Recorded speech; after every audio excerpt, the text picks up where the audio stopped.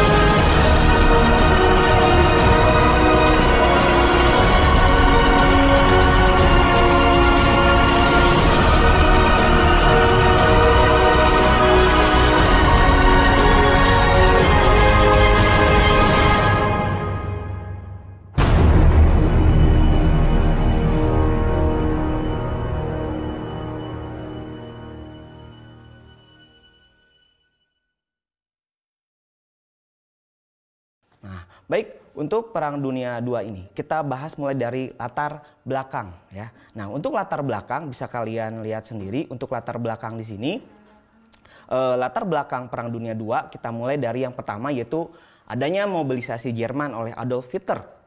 Kalian ada yang tahu siapa Adolf Hitler? Nah, silakan kalian googling ya, silakan kalian cari ke Mbah Google siapakah Adolf Hitler. Nah, di sini Bapak akan bahas tentang Adolf Hitler ya. Mengapa latar belakang yang pertama itu adanya mobilisasi Jerman oleh Adolf Hitler. Bisa dikatakan Adolf Hitler ini salah satu seorang pemimpin, kalau bahasa Jermannya the Führer ya, di mana dia memajukan Jerman ya menjadi sebuah negara yang maju ya, di mana muncul rasa ultranasionalisme ya. Dia membangun ras Arya sebagai ras unggul yang cita-citanya ingin menguasai dunia seperti itu. Nah, di mana si Adolf Hitler ini merasa bahwa perjanjian Versailles yang waktu itu sebagai penutup dari Perang Dunia I merasa dihinakan, merasa dirugikan oleh adanya perjanjian Versailles, sehingga Jerman pada masa Adolf Hitler ini melanggar perjanjian Versailles dan menginginkan adanya Über alles ya, di mana Jerman sebagai pemimpin dunia saat itu menginginkan seperti itu. Oke, yang berikutnya yaitu fasisme Italia oleh Benito Mussolini. Nah, mungkin kalian ada yang tahu siapa Benito Mussolini. Nah, Benito Mussolini ini hampir seperti 11-12 lah dengan Adolf Hitler, di mana Benito Mussolini juga ingin membangun negaranya menjadi negara yang maju, di mana adanya sebuah romantisme sejarah, di mana romantisme sejarah ini Benito Mussolini ingin membangun Italia menjadi sebuah imperial Romawi pada masa lalu seperti itu. Jadi Benito Mussolini ingin menginginkan Italia seperti zaman Romawi. Nah, berikutnya kita akan bahas yang ketiga, yaitu impolitik ekspansionis Jepang. Nah, kalian pernah dengar Jepang itu maju ya, karena apa? Karena waktu itu Jepang membuka negaranya yang tadinya politik isolasi menjadi politik terbuka. Momennya itu ada pas zaman restorasi Meiji. Nah, mengapa latar belakang Perang Dunia II itu adanya politik ekspansionis Jepang? Karena memang di sini Jepang menjadi negara superior, menjadi negara yang adidaya di Asia, karena memang perwujudan dari restorasi Meiji, di mana Jepang sangat membutuhkan sekali sumber daya alam ya, karena memang saat itu Jepang menjadi secara ekonomi bangkit ya. Ketika mereka bangkit, mereka butuh SDM, sehingga mereka melakukan, mau tidak mau mereka harus melakukan politik ekspansionis, yaitu menyerang daerah-daerah yang memiliki sumber daya alam yang tinggi. Contohnya daerah Manchuria, Cina, dan beberapa daerah di Asia Tenggara. Seperti itu ya. Nah, berikutnya untuk latar belakang Perang Dunia yang berikutnya itu adanya depresi ekonomi tahun 1930-an. Ini merupakan big impact dari Perang Dunia I, di mana adanya kelesuan ekonomi, di mana memang jumlah populasi laki-laki saat itu memang kurang ya, saat itu kurang sekali, sehingga kelangsungan kehidupan di seluruh dunia terjadi penurunan produktivitasnya seperti itu ya. Nah, berikutnya yaitu LBB ya, Liga Bangsa-Bangsa yang dibentuk setelah Perang Dunia I ini ternyata gagal dalam melakukan konsolidasi negara-negara yang ada di dunia untuk mencegah adanya persaingan secara tidak sehat dan adanya peperangan. LBB ini gagal ya, karena tidak bisa menciptakan perdamaian yang ada di dunia saat itu ya, seperti itu ya. Nah, berikutnya kita langsung aja ke pihak yang terlibat ya di Perang Dunia II. Nah, kita bisa lihat ada blok Aksis atau sering kita dengar blok Poros, ada blok Elis atau blok Sekutu. Nah, untuk blok Aksis itu ada 3 ya, ada Jerman dipimpin oleh Adolf Hitler ya dengan partai Nazinya, yang kedua Italia ya dipimpin oleh Benito Mussolini, dan Jepang, Kekaisaran Jepang yang dipimpin oleh Perdana Menteri Hideki Tojo ya. Nah, untuk blok Sekutu atau Allies ini ada 4 negara besar. Jadi di sini sengaja Bapak tampilkan negara-negara besarnya ya. Mungkin di selain negara ini ada juga negara yang lain, tapi tidak sebesar negara yang ada di tampilan ini ya. Nah, ada Amerika saat itu oleh Roosevelt dan dilanjut oleh Harry Truman. Ada Inggris yang dipimpin oleh Winston Churchill, Prancis dipimpin oleh Charles de Gaulle, dan yang terakhir Uni Soviet yang dipimpin oleh Joseph Stalin. Nah, ini salah satu pihak yang terlibat di Perang Dunia Kedua. Nah, bagaimana sih Perang Dunia ini berjalan? Ada 3 tahap ya. anak-anak semua, ada 3 tahap. Yang pertama, tahap awal perang, di mana tahap awal perang di sini adalah Jerman pada tanggal 1 September 1939 menyerang Polandia, menyerang kota Danzig. Nah, itu salah satu awal perang di dunia, Perang Dunia II ya, di mana Jerman menyerang kota Danzig. Dan akhirnya di tahap awal di sini pihak poros lah atau pihak AKSIS lah yang selalu memenangi peperangan di beberapa zona daerah ya, di mana Perang Dunia II ini bisa menjadi 3 zona, ada zona Asia Pasifik, ada zona Eropa, dan zona Afrika. Nah, di 3 zona ini pihak poros mengalami kemenangan seperti yang dilakukan oleh Jepang, yaitu menghancur lantahkan Pearl Harbor, ya, satu pangkalan militer terbesar Amerika di Kepulauan Hawaii. Itu hampir semuanya hancur ya akibat serangan dari Jepang ya, seperti itu. Dan berikutnya juga Jerman juga menguasai kota Danzig, dan Italia juga menginvasi Prancis. Itu tahap awal ya. Jadi sekali lagi saya simpulkan, untuk tahap awal blok AKSIS mengalami kemenangan ya.